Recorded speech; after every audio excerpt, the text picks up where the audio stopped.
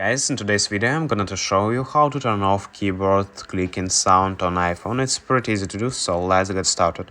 First thing we need to do is open up our settings app, and here in settings we need to find sounds and haptics.